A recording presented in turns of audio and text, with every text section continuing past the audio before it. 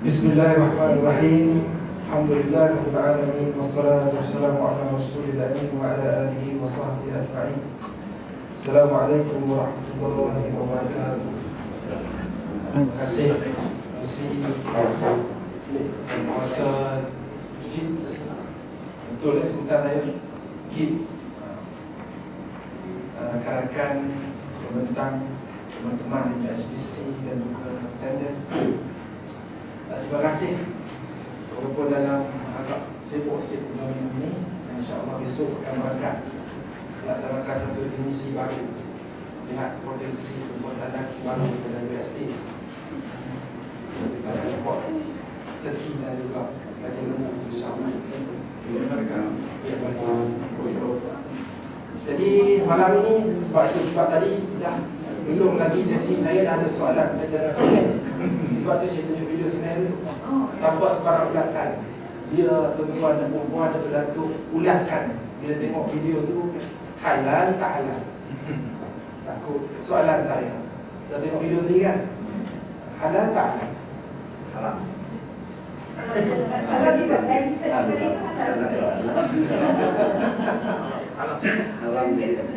Halal. Elektronik. Kalau saya tunjuk dekat orang kampung, orang kampung kata tak halal. Kan?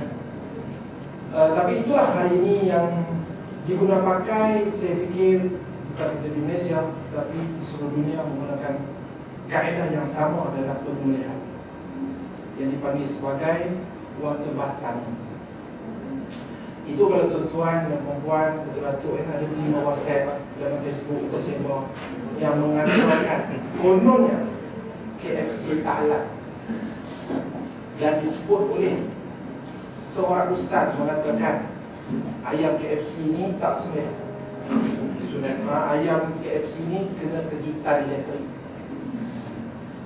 Statement dia tu betul. Cumanya bila digambarkan sebagai ayam KFC tak sembelih, itu yang tak betul. Hakikatnya industri sembelihan halal, industri sembelihan ayam termasuk juga kambing, lembu pengguna pakai satu kaedah yang dinamakan stani. Untuk ayam disebut water bastani. So ayam itu akan dikenakan kejutan elektrik. Sebagaimana kalau nak rasa kejutan, motor yang tengah hidup, kalau ada motor tengah hidup, cabut plug dia.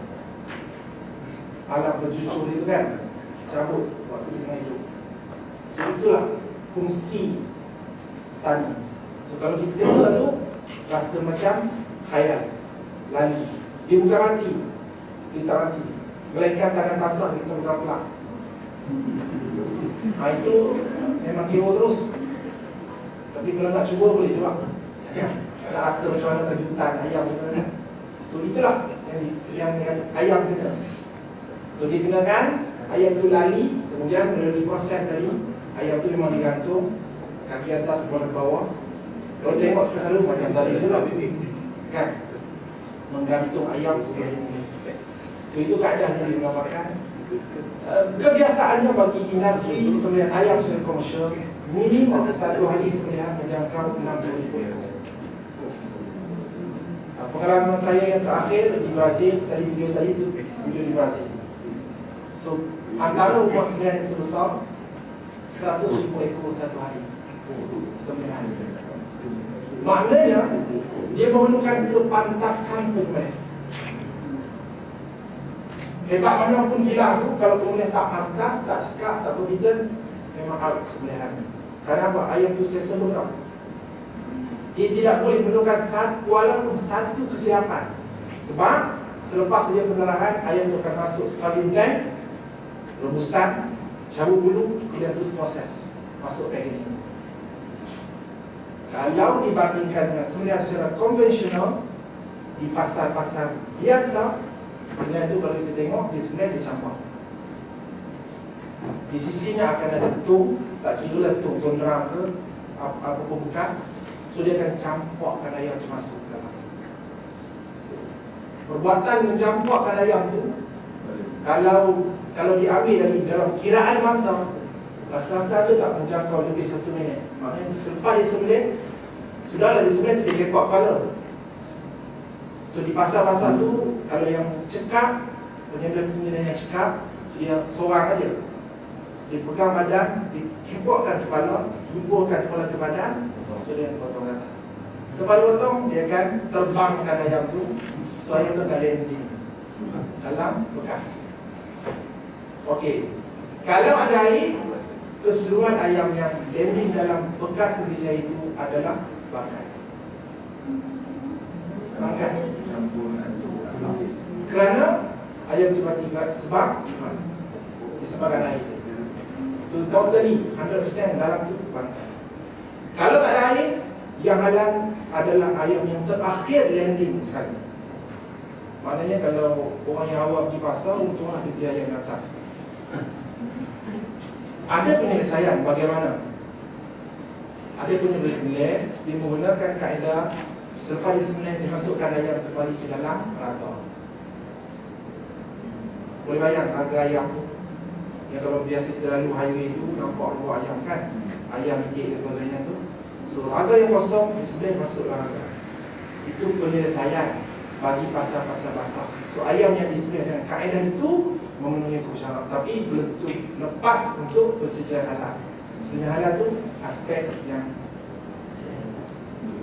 berikutnya. So dia kena ada kriteria untuk dapat yang halal. Tetapi dari segi amalan dia memenuhi hukum syarat, sah sembelihan. Sebagaimana orang yang menyembelih lepaskan ayam ke atas rumput padang dan sebagainya. Dia berlari. Berlari, terutama pula yang kampung kan. Lagi lihat dia punya umur. Tambah ayam yang makan tukar alu. Lagi power. So dia punya tu jangka ayat banyak. Tetapi ada kajian yang membuktikan ayam yang disembelih sempurna marik, halqum dan wadajai, sempurna putus 1 minit 20 saat. Maknanya tadi kalau ditimbangi balik dengan kaedah dia sembelih, campak masuk ke dalam tu, sebab beberapa saat saja masuk. Dia bukan sebenarnya seekor, dia sebenarnya ratusan ekor masuk ke dalam tu bertindak kata. Selesai. Menjawab soalan awal tadi dibangkitkan tentang sembelihan. Jadi ayam KFC halal atau tak halal? Tak boleh jawab. Halal. So ayam KFC halal dan memenuhi hukum syarak, tidak pernah bertimbul keraguan. Statement yang dikeluarkan itu adalah salah faham, mentafsirkan kaedah terkini dalam penyembelihan ayam. Itu belum lagi tengok yang lembu. Lembu kita bukan pengeluar daging lembu, kita pengeluar daging ayam saja. So lembu kita memang bergantung daripada lembu. Baik, balik kepada slide saya. Kalau tak baca lagi tentang sembelihan tu, boleh tanya lagi insyaAllah. Ya, dalam sembelihan secara komersial 100,000 ekor, dari segi kaedah fiqh pun tidak mensyaratkan setiap ekor itu mesti melalui dengan Bismillah Allahu Akbar. Dengan niat dan perbuatan di peringkat awal sudah memadai. Yes, sudah memadai. Islam tidaklah begitu menyusahkan dalam. Yalah, kadang-kadang kita memikirkan soal sembelihan itu macam susah. Sebenarnya sembelihan itu sangat kalau kena dengan cara ni. Dan bahawa ni kita buat di sini. Begitu juga ada sebahagian pandangan yang berbalik tentang soal dalam Islam. Sedangkan ianya perkara sunat. Kalau haiwan itu tak mampu dikuasai dan membelakangi kiblat, sah sembelihan tak ada masalah. Sah sembelihan. Yang pentingnya penyembelihan mesti Islam. Tak boleh yang keluar penyembelihan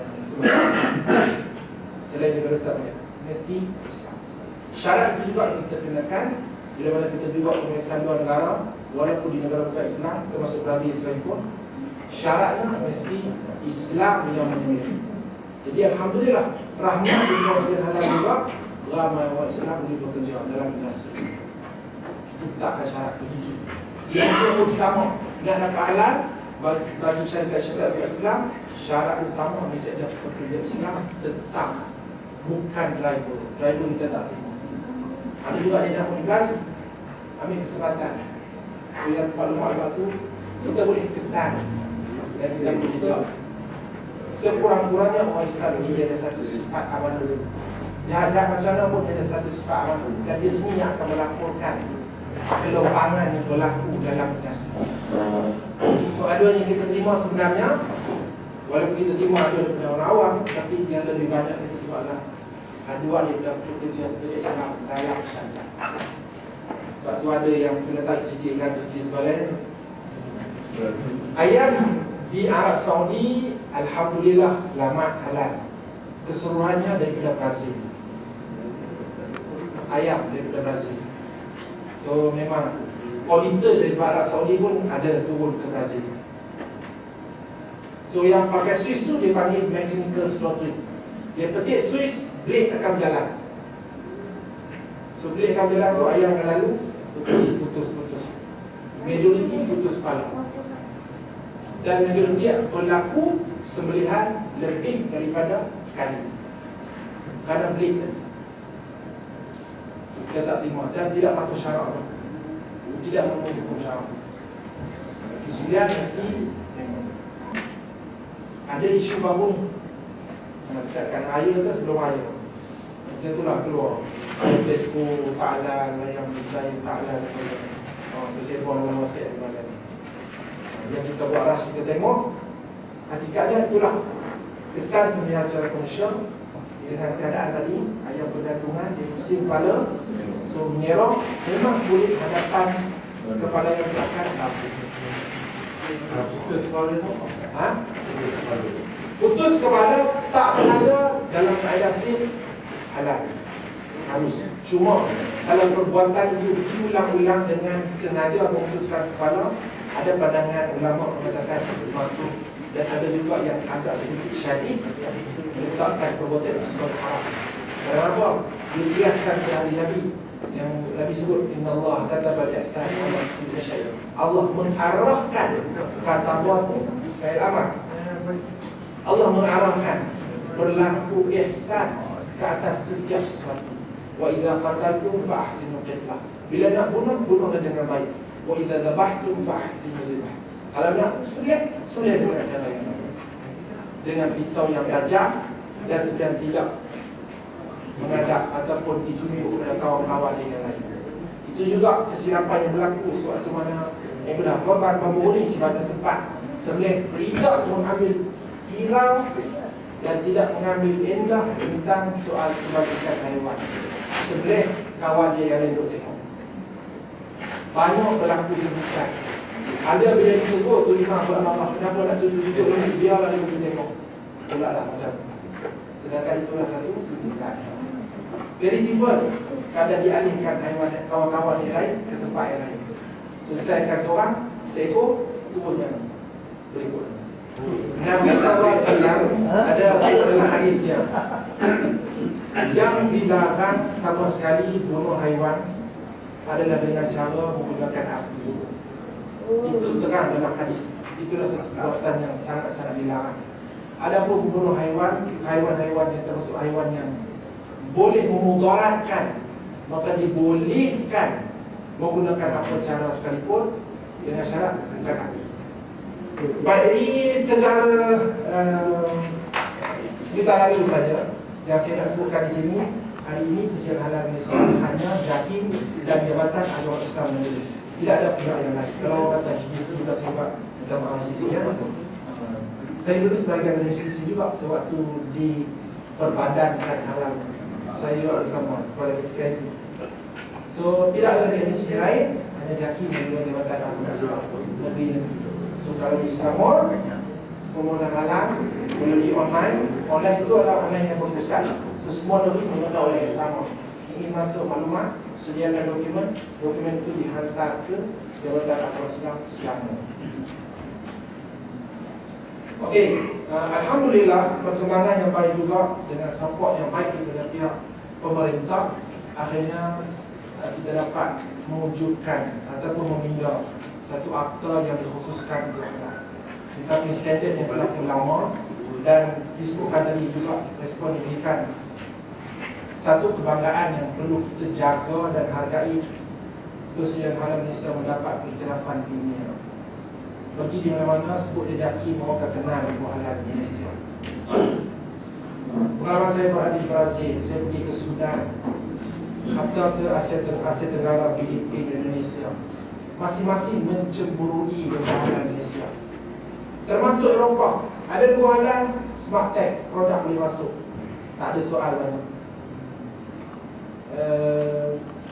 Dalam tahun 2007, pengalaman saya usahawan Bumi Putra yang mengusahakan produk seribu kuih tradisional, kilangnya di Kajang. So dia sewa rumah kedai, dekat awalnya duduk di bawah. 2 kali dia buat permohonan berjalan, terus 2 kali gagal kerana tak memenuhi standard. So dia mohon kali ketiga. So semangatnya itu tinggi. So saya nak katakan, ada juga bila dah sekali gagal, dia tu melabelkan, oh jaki tak nak tolong Bumi Putra. Itu yang kita dengar lah. So kali 3 dia mohon, dia comply, dan dia buat penambahbaikan. So akhirnya dia dapat lubahan. Alhamdulillah, dengan lubahan yang dapat, produk dia tak jual kat raya, tak pasarkan kat Malaysia. Dia tak kena lubahan. So itu pengalaman saya sendiri bila tengok kejayaan dia datang dia pejabat tu, Ustaz, terima kasih banyak Ustaz kerana bantu. Saya tak bantu pun kata, Cik yang membantu diri Cik sendiri untuk dapat lubahan. So dia memenuhi standard, produk dia masuk lubahan. Atau lubahan daripada tingkat bawah naik 2 tingkat. Ha?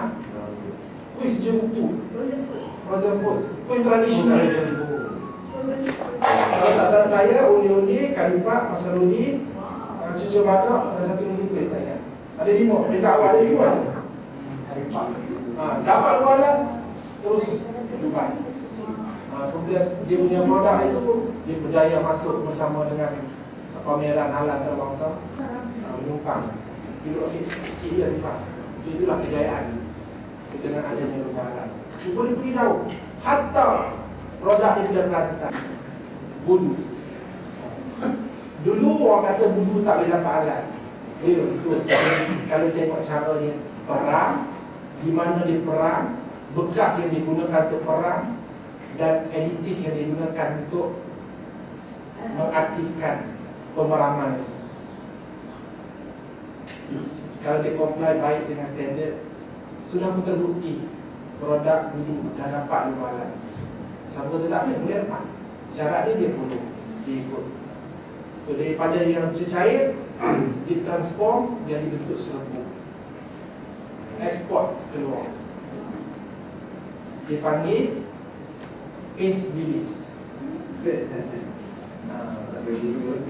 Made in Kelantan. Is it the process of biotechnology involved? Yes. So dia bekerjasama dengan MADI. So dia dapat bantuan dari segi nasihat dan sebagainya. So alhamdulillah, pekerjaan yang dibanggakan dapat luaran. Hanya pergi sana, masukkan air, bantu, dan pastilah budi dia jalan. Sama minister? Taste sama ke? Sama. Okay? Dapat luaran, memang boleh jual. So kita dapat akta bihadangan 2011, APD 2011, pindahan pada yang 1972, di mana dalam tu memperuntukkan 3 perintah. So alhamdulillah, dan perintah inilah yang menamakan JAKI dan juga Jabatan Agama Islam negeri-negeri yang berkuasa penuh mengesahkan, mengeluar, memberi, berbuat. Tak ada pihak lain. Kalau pihak lain buat, boleh dia menjenakkan. So satu Malaysia, logo yang sama, CJ yang sama, standard yang sama, sistem yang sama, pengauditan yang sama, menu yang sama. Dan persediaan halal kita bukan hanya khusus untuk produk makanan. Kita ada sampai pada logistik. Perkhidmatan perbudangan juga boleh diberikan pengesahan halal. Mengesahkan halal perkhidmatan perbudangan, perujitan, termasuk juga yang mass catering pun dapat pengesahan halal. Asia pun dapat masalah syarikat Ibrahim tu. Kau telah dapat masalah. So jadinya kalau nak terbang tu maka nak 20 jam terbang. Jangan risau. Makalah dengan selera. Kita ada uang sebelah, pharmaceutical, barang gunaan. Cuma barang gunaan ni kurang lagi mendapat sambutan. Dan skim ujian halal kita ni adalah bersifat sukarela, bukan wajib. Belum sampai dari tahap wajib. Sukarela. Mana-mana pihak nak menghalal boleh. Cuma faktanya sijil halal dipelopori sebanyak besarnya oleh bukan Islam kerana marketing. Sebagian pengusaha pembaca kecuali Islam mula-mula dan bagaimana dah hebat sejuta kepala itu dekat Morocco dia menganggap persediaan halal itu tak penting kerana apa alasan kita terima bila kita pergi ke premier dia kata tak payah akan tak perlu kalau halal sebab orang Islam yang masak yang nampak bungkus masak pack produk dan tentu halal. Itu masalah kita nak pecahkan supaya dia nampak halal tu dia boleh pergi jauh, bukan hanya dalam daerahnya saja, dia keluar sepadan. Ada pernah pengalaman rakan-rakan kita di Beli khususnya di Terengganu nak mengesahkan halal untuk produk keropok semasuk dalam premis tak komplain dia tunggu kat belakang aparat. Maksud pengalaman itu kita tak kita sabarlah dengan apa ya. Sebenarnya kita bagi tahu ikut standard kita tak ada terima itu muka. Kita juga pernah dikurung dia masih boleh kerana masih itu tak patut syarat dan juga tak memenuhi standar persediaan halal. Kita dikurung 3-4 jam sampai yes di Malaysia. Sampai kita minta bantuan polis, akhirnya dapat selesai boleh keluar dari Sarawak. Ada insiden hebat-hebat, cuma pistol lah. So memang agak mencabar juga sebenarnya dalam dunia halal. Satu nak memahamkan orang, satu lagi nak mendisiplinkan orang. Okey, so kita juga ada yang premis makanan termasuk perhotelan. Hotel kita bagi usaha tu dapur.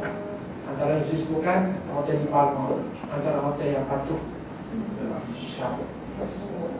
Itu antara hotel awal yang patuh Syaf. Dan ada beberapa hotel yang bakal mengikut jejak langkah mereka. Contoh yang saya boleh ambil, grafik di Banting. Dalam kampung dia juga, dalam halaman tanah dia juga. So dia extend satu bangsa kecil belakang. Maksudnya bangsa itu bukan dianggap sebagai rumah. Contoh yang bahasa yang paling mudah, kalau anak berlari itu, maknanya berlari itu tak tembus tempat proses. Maksudnya bangunan yang lain. Kita boleh bagi persediaan halal.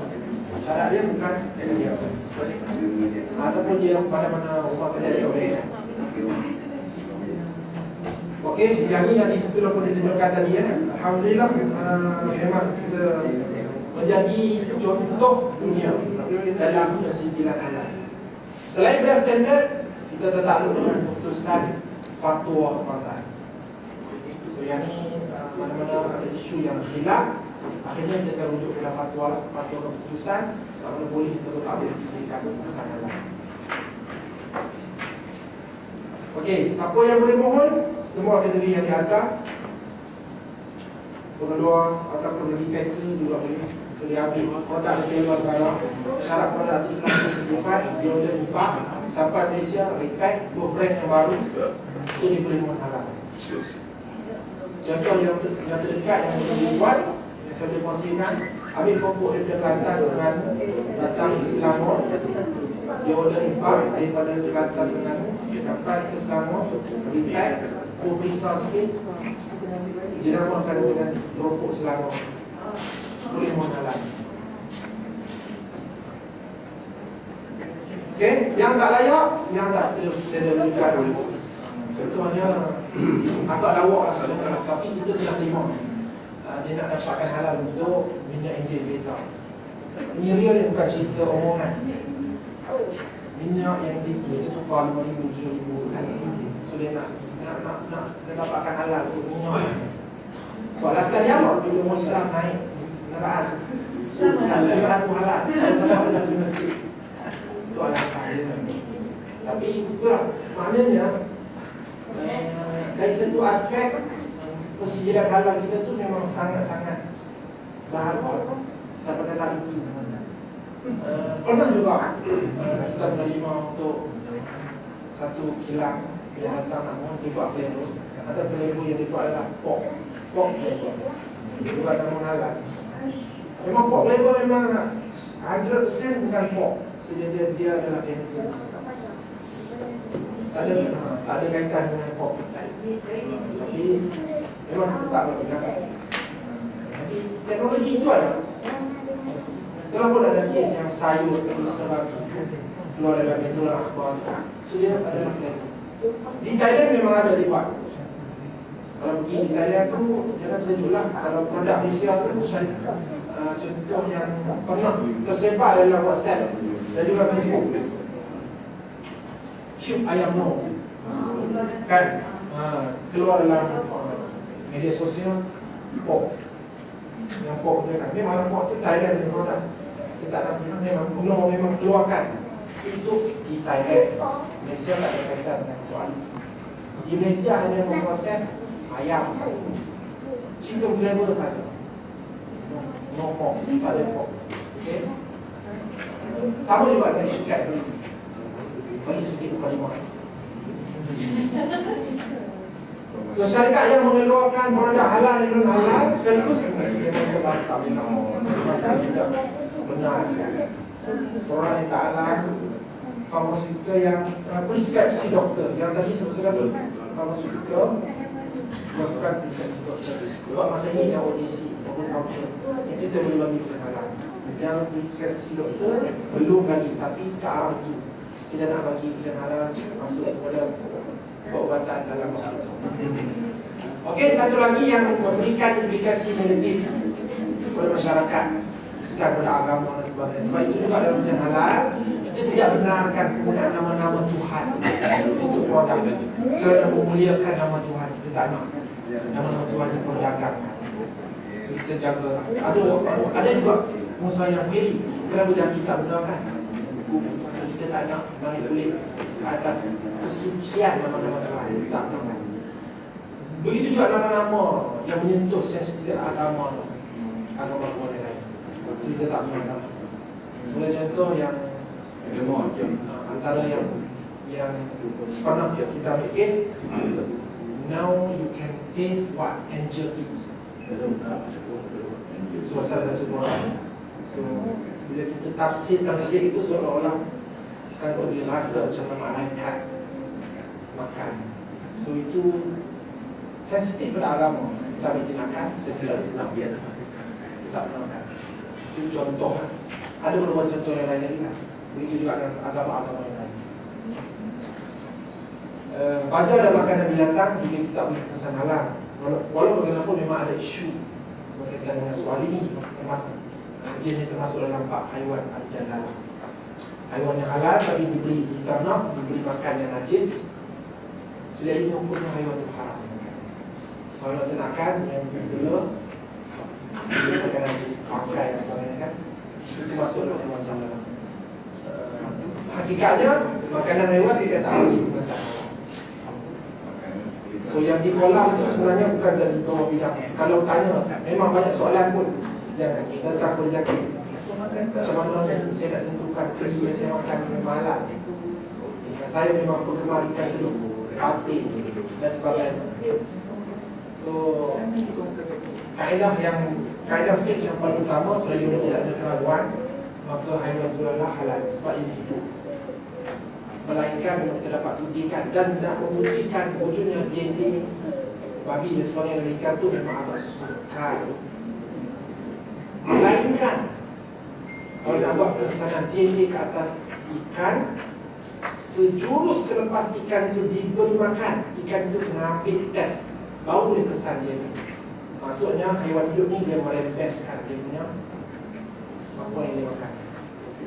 Cuma kalau amalan yang berterusan diberi makan najis, maka itulah dihormati jadi haiwan jalalah dan haram. Tapi selagina belum disahkan oleh mana-mana pihak sebagai adanya DNA haiwan tu boleh makan dekat saya salah. Cuma nasihat saya ambil lah yang kuku ni dengan lama. Okay. Pada hidup dalam air tu, dia bebas. Apa yang ada dalam kolam semua dimakan. Okey, dan seterusnya. Jenama jamu yang merujuk kepada yang non-halal kita tak boleh. Ini di antara syarat umum berapa legal lah, sisa. Sebab tu saya katakan awal tadi premis. Dan dia bertepatan dengan standard lah. Persen dan premis. Tumbuh-tumbuhan tidak sama sebagaimana haiwan. Haiwan memang dia ada disebut dalam kaedah fiqh dia sebut haiwan jalalah.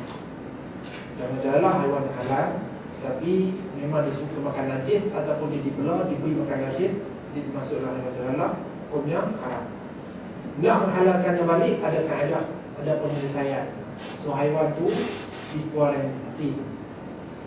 So di kuarantin, diberi makan yang elok-elok yang baik, ataupun dalam sewaktu proses perdagangan, sewaktu nak dalam urusan nak jual kan masuk dalam kas kan. Kalau pergi pasar kan kita berlompat tu kan. So itulah sebahagian proses kuarantin. Kalau kaedah fiqh pun dia sebut boleh buka tetap sambilan tadi nada sebut sana. Ubah kaedah kuarantin ikan ataupun haiwan. So di kuarantin haiwan yang tadi walaupun dia makan najis, selepas kuarantin haiwan tu halal. Tidak ditetapkan berapa hari, cuma sebahagian pandangan ulama mengatakan 3 hari. Sekurang-kurangnya 3 hari. Dan ke atas. Tapi itu bukan tetap. Yang tetapnya adalah kaedah yang jelas kuarantin. Okey. Untuk tumbuh-tumbuhan, tumbuh-tumbuhan termasuklah limau bali. Kalau orang hobi betul, jangan beli jambu daripada hidup. Beli dah jambu daripada ipuk, dia tak hidup. Walau ipuk pun jambu hidup. Sama tak? Tumbuh-tumbuhan dibajailah dengan baja apa sekalipun ianya halal. Dia termasuk dalam kaedah istihalah. Soal illa melainkan. Itulah kita jari nama tu dia ada illa melainkan kita makan jamu tu aswad. Maknanya tak ada. Maknanya tak ada. Keseluruhannya halal dimakan. Sekalipun ada orang kata ni sayur-sayur yang segar-segar tu kan, yang disiram dengan air kencing dan sebagainya. Itu satu juga persoalan yang besar yang sampai hari ini saya tak dapat jawapan. Lama mana disimpan kencing ni? Kita maaf lah. Itulah. Kalau sayur di Cameron Highland tu saya membayangkan berapa banyak. Tak boleh ditermakan. Tapi kaedah fiqh halal. Melainkan disebutkan tadi lah, kalau kita makan sayur-sayur itu memang rasa air kencing dan sebagainya, itu bau. Ada perbahasan belum dia tentu lagi haram. Ada di pembahasan sebab dia tumbuhan yang hidup. Melainkan hidroponik kan dalam tiup kan. Melainkan hidroponik itu air itu memang air kencing, bajanya baja babi. Air itu memang itu boleh dibahaskan. Kalau air itu dalam tiup itu memang 100% memang air kencing, bukan air pipe dan sebagainya. Dan juga baja itu baja yang najis babi. So itu boleh dibahaskan. Adapun yang tanam kat Cameron Highland ke, kat Bido ke, dekat Tambun ke, walaupun nampak dia punya bumbung-bumbung ladang tu kan, nampak dia punya ladang, walaupun dia nampak dengan mata dia baja dengan baja najis babi, hukumnya halal. Kalau haiwan pula, kalau bab soal kata haiwan dua alam, tapi haiwan dua alam ini tidak menjadi perbahasan yang sangat-sangat sebab ia adalah isu-isu yang terpencil. Khususnya di Sabah, di Kelantan, apa yang famous-nya Ketam Batu, Ketajibah, Terengganu sebenarnya tak ada isu pun, cuma dipopularkan Langkah dan sebagainya. Kalau itu ada kaedahnya, mengikut uruf semasa. Kalau uruf semasa mengatakan ini harus halal, maka uruf di situ halal. Kita tak boleh mengharamkan mereka yang kebiasaan pada adatnya dia makan. Soalan tak lalu itu bab lain. Tapi dari segi hukum, dalam bab haiwan dua alam ni, haiwan yang tak dipastikan status dia, itu tertakluk al-'adatu muhakkamah. Adat itu menjadi hukum. Kalau situ biasanya makan, boleh tak salah. Cuma jangan makan ketang kayu saja. Ketang kayu bayar sekarang.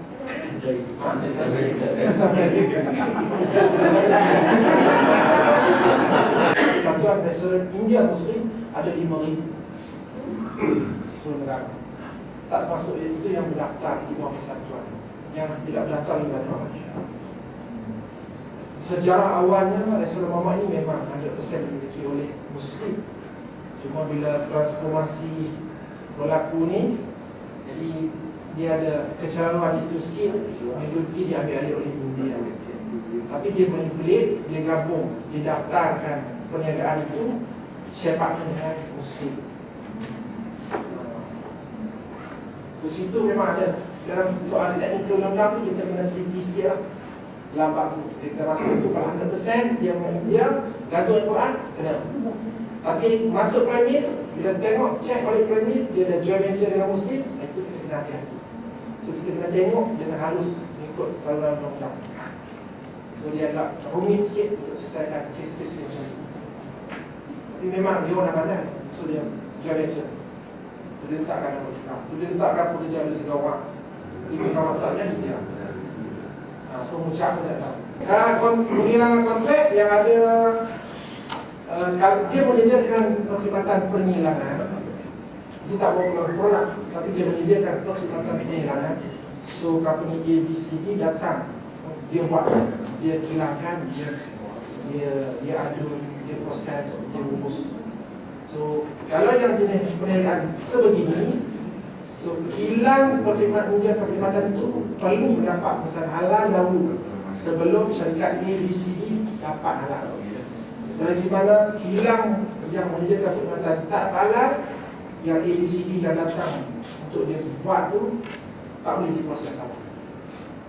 Restoran berangkai sama juga. Yang paling mudah yang saya boleh ambil contoh ni, bukan promote, tapi itu yang paling mudah untuk diciptakan. Ini semua kesemua rangkaian. Tujuan untuk kesemua rangkaian. Ini yang berpusat. Ada yang franchise, sebab itu dia timbul. Ada timbul tak? Pasal Starbucks disahkan haram oleh JAKI. Kemudian disahkan juga oleh Dr. Zahazan. Kan? So memang itu tak benar lah. Memang tidak. Tuduhan itu adalah tuduhan yang palsu dan tidak benar. So dia berbalik. Kalau yang berpusat, memang kita akan bagi secara keseluruhan ke semua outlet. Sebab raw material, bahan mentah, sayur, kapur habis, dia akan ambil di sentral. Franchisee, dia tengok toke. Kalau toke itu dia, kalau contoh di area sini, Shah Alam ni, orang tahu outlet. So dia pegang 3 outlet. Dia mohon 3 ni lah yang dapat. Berbeza pula dengan yang di Bangi dan sebagainya. Itu pengusaha lain pula. Pembelian itu yang berpusat itu yang kopi dia. Yang lain itu dia di sekitar ayam dan sebagainya itu dia di sekitar. Dia tidak ambil di sana. So yang itu kita akan bagi by premise. Kalau berpusat kita bagi secara langsung. Waktu KFC pergi mana-mana pun semua dapat. Sebab dia satu. Semenanjung satu, Sabah satu, Sarawak satu. Okey, termasuk dari Zahad dan sebagainya. Bedanya sebagian ada yang franchise, sebagian ada yang secara legal. Tapi keseluruhan burger dia daripada central purchasing halal. Tadi sini peringkat-peringkat permohonan, daftar akaun dan sebagainya itu, prepare dokumen. Kelemahan yang selalu berlaku, dia isi online tapi dokumen dia tak edit. Akhirnya maklumat yang diisi berbeza bila mana kita turun ke site, itu yang selalu berlaku. Contoh bahan mentah ni, contohlah ni, dia letak dalam tu syarikat ABC. Kita pergi invoice syarikat lain, dia punya maklumat resit pembelian tu pun syarikat lain. Memang masalah. Sebab tu nak mengalah, dia kena reality dokumen maklumat tu mesti lengkap dan boleh isi. Ada sebahagiannya diisi dia biar lama. Boleh telefon, kenapa ni dah setahun tak datang-datang? Rupanya baru draft. Ada juga berlaku. Ada, memang banyak berlaku. Saya jadi juga dengan mama. Kita belajar balik tak apa cik. Marilah kita bantu. Tapi dulu, sekarang 14 hari tak aktif, account ini. Kita tak nak kan. Banyak permohonan hari-hari. Maklumat lengkap, hantar submit dokumen ke tempat yang sepatutnya. Semua dalam sistem dia akan cerita. Kemudian kita akan turun ke site. Bayaran sangat minimal kita kenakan. Bukan awal-awal nak bayar tau. Dah mula lengkap, kita dah puas hati, dokumen okey, kita akan minta, baru kita akan minta cas persediaan. Yang mana cas yang termurah dalam dunia. Itu pun ada orang lagi fokus nak buka diskaun. Okay. Kemudian kita pergi ke site, kita buat pemeriksaan, kita verify balik adakah ini sama sebagaimana dia ijtihad, sama sebagaimana dokumen yang dia ada. Kalau tak sama, itu akan kita keluarkan NCR, laporan ketidakadilan. So NCR tu dia bila tutup, baru kita boleh proses selesai. Kemudian kelulusan, nak berhati apa semua, auditor akan bentangkan laporan, sebagainya akan buat keputusan. Kesemua proses-proses ini semua diuruskan oleh orang-orang yang berbeza. Entiti yang berbeza. Ada juga dakwaan yang katakan jadi rasuah dan sebagainya. Kalau rasuah itu tak mana dia nak rasuah. Ada 4 stage. 4 stage itu adalah orang yang berbeza, department yang berbeza. Okay? Dan akhirnya sekali dah dapat logo, bersedialah untuk dibuat spot check pada bila kita masuk tanpa sembarang maklumat. Pokok masa kita akan datang untuk buat spot check. Biasa kita terjun waktu lunch. Penemuan bahan haram selepas dapat segala CJ kita balik. Dan kita balik blacklist mau dia tu 2 tahun tak mau. Okey. Kemudian ini fee yang saya sebut tadi termurah RM1 saja ataupun yang sedasa murah saja, bukan RM50,000. Ada orang kata, Ustaz saya dah bayar RM30,000. Sama semua yang tadi tanya pasal logo yang lain-lain, penggemar Tom Yum dan sebagainya. Please Tom Yum please. Dia tanya kan ada memang perbualan tanya. So kita kira 56 pada Islam dua negara, kita ada 56 bentuk logo, 2 negara yang kita kira. Itu boleh masuk di dalam website www.alan.com. Pergi ke search pencarian pada Islam di Islam. Ini logo yang saya sebutkan tadi, berbagai logo pada Islam yang kita kira. Apa fungsi mereka? Mereka melaksanakan sebagaimana Malaysia melaksanakan tugas mengesahkan halal. Jadinya kilang-kilang Indonesia yang menggunakan bahan mentah luar negara, so bahan mentah itu perlu bahan mentah yang dapat halal daripada badan Islam yang dinyatakan. Yang kita kira so, itu dia punya rantaian. Tak dapat buktikan, memang permohonan dia agak singkat, sehingga dia buktikan bahawa bahan mentah itu bahan mentah yang halal. Cadbury. Fakta yang pertama, Cadbury telah mendapat pengesahan halal. Saya pun telah berforum sebenarnya di Karakter. Ada pun ada penjelasan. Fakta yang pertama, Cadbury telah mendapat pengesahan halal sejak 2004. Dan sepanjang tempoh itu tidak pernah berlaku sebarang ketidakakuran. Maksudnya tidak pernah ditemui bahan mentah yang meragukan. Semua bahan mentahnya clear. untuk produk yang terlibat itu juga tidak pernah berlaku penukaran pembekal bahan mentah utama. Kan juga yang dites, satu flame, dua lagi ada kacang. Padang ada kacang. Yang positif ada kacang. Yang flame ada negatif. Soal pertama, kalau positif, mesti positif itu tidak juga. Sebab ketiga-tiga ini base dia sama. Maksudnya coklat dia sama. Beza dia di tempat kacang. Okay. Mungkin juga boleh dibuktikan sebab dia masuk kacang. Betul tak? Penemuan. Baik.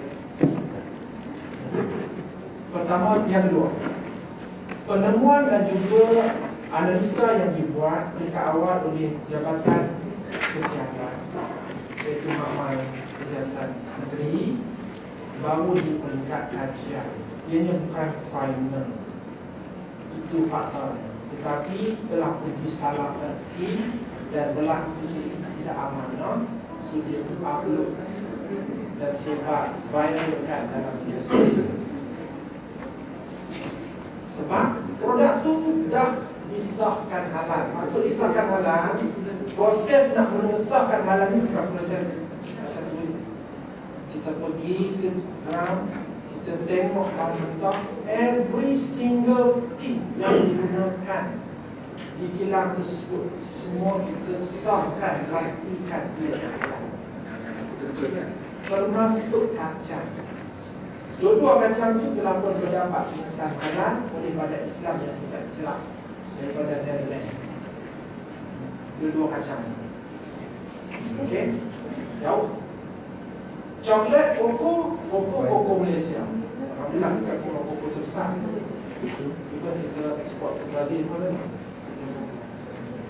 So susu, whey powder memang Amazon daripada Indonesia juga mempunyai sijil pengesahan halal oleh badan Islam yang iktiraf di Australia dan juga New Zealand. Sebab itu bila berlaku penemuan ini, kita mengambil perhatian yang serius. Kita tidak buat keputusan secara dulu. Tak boleh pegang itu sebagai keputusan akhir. Kita kena buat penelitian. Kita pergi ke kilang. Kita buat persebelan dengan kaedah 390 darjah persebelan. Kita ambil semua bahan mentah yang terlibat. Begitu juga produk-produk yang lain yang tak ada kaitan tapi diproses menggunakan link yang sama. So kita hantar autoriti dalam soal persijilan halal dan dari segi sudut perundangan untuk dibawa kes ke mahkamah untuk proses selanjutnya pendakwaan dan sebagainya. Keputusan yang kita guna pakai dan makmal yang kita kira untuk persijilan halal adalah makmal Jabatan Kimia Malaysia. Betul, sebenarnya Datuk sikit tadi, yakin kita tidak ada kepakaran dalam soal menganalisa. Kita menggunakan entiti yang lain, iaitu Jabatan Kimia Malaysia dalam membuat analisa. So di situ soal integriti tak timbul sebab pihak lain yang buat. So dia ambil masa, dia buat. So sampel yang kita hantar keluar result semuanya negatif. Sebab itu kita buat keputusan balik kepada kaedah yang asal juga, dan juga disebut dalam fatwa produk yang asal timbul keraguan sebab kita buat penelitian tidak menemui sebarang keraguan, balik ke keputusan asal, iaitu yang telah disahkan halal sejak 2004. Dan fakta berikutnya dia ada 200 pekerja, 146 daripadanya adalah Islam di kilang tersebut. Soalan saya, 146 ini ada yang boleh berpakat sekiranya ada berlaku kecurangan dalam kilang? Soalan saya, boleh tak berlaku? Dia orang ni berpakat, 146 ni dah pakat. Tak buat kilang yang kita guna bagi sikit masuk dalam coklat. Adakah 146 ni boleh bersetuju? Saya fikir 146 ni salah seorang mereka akan buat. Jadi coklat dia beri halal. Tidak ada lagi keraguan. Soal wanita makan terpulang dalam kejual perempuan dan sekarang. Okey. Tapi Cadbury memang antaranya ya untuk kali. Cadbury juga, Cadbury biasa berbeza dengan Cadbury luar. Itu kenapa Sama sebab tu saya sebut tadi cerita pasal no, produk no. Di Brazil pun ada coklat Cadbury di Brazil belum lagi halal, Malaysia halal. Even aduan-aduan di Timur pun sebagainya adalah sebab nak mengkhianati kawan-kawan, rakan-rakan bisnes yang lain. Saya buat aduan. Dan sebenarnya bila kita pergi ke lapangan, tak ada pun timbul, tak ada pun berlaku sebenarnya yang diadukan. Itulah dunia perniagaan dan juga dunia halal. Yang ketiganya, soal bahan mentah coklat Cadbury tidak pernah timbul keraguan sebab ianya telah pun diteliti, disahkan, kita dah jejak kesan semuanya. Okey, saya fikir cukup sekadar tu. Pertanyaan kaitan ini, saya tengok isu ini memberi satu ruang kepada saintis Malaysia. Boleh tak mencipta satu alat untuk pesan ini haram? Ini masuk dalam ini. Lepas itu diletak umpamanya satu apa ni YouTube tu, kita boleh pesan di situ. Dia ada alert dan alarm. Haram. Nanti ada di bawah jaki 1 juta, satu beli apa ni? Masya Allah. Itu masih boleh tu. Tapi kena fikir juga secara dari segi hukumnya, kalau ada alat itu, kan, boleh juga implikasi yang agak. Yes. Akhirnya nanti apa pun kita boleh makan, kerana pencemaran DNA ini boleh berlaku di mana-mana sahaja. Sengaja ataupun tak sengaja, pencemaran DNA ini boleh berlaku.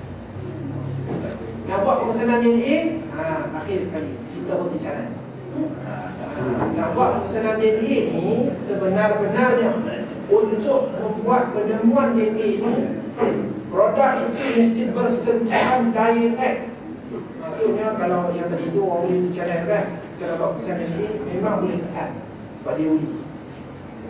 Ini coklat buatlah sayur, kemudian dibungkus, jual kat pasar raya pula, dibungkus dengan baik. Ada aluminium foil yang dibebas udarakan, kemudian dia ada punya brand. So maksudnya 2 layer pembungkusan.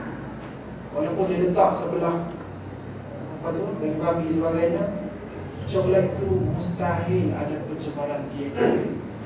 Melainkan coklat itu diledahkan. Okey, jadi ianya berbungkus. So persoalannya di mana boleh berlaku pencemaran DNA? Jawapan saya di mana-mana saja, termasuk di makanan. Kalau salah urus, sebab dia sangat sensitif. Satu, peralatan digunakan. Yang kedua, orang yang mengurus salah urus pun boleh menyebabkan pencemaran dia. Terima kasih banyak. Ada soalan yang lain lagi? Bolehlah. Saya tanya Ustaz, di logo halal yakin ni, adakah ada pernah penipuan dibuat yang memakai logo? Ada yang mengeksploitasi logo halal tu ada. Cuma sebab sekali kita dah ada akta, ada peraturan, memang kita boleh tindakan. Ibu memang kita ada. Sebab kita sendiri pembuat sebuah dan kita sendiri pembuat penyiasat. Kita yang sendiri buka file, kemudian table kepada TPR.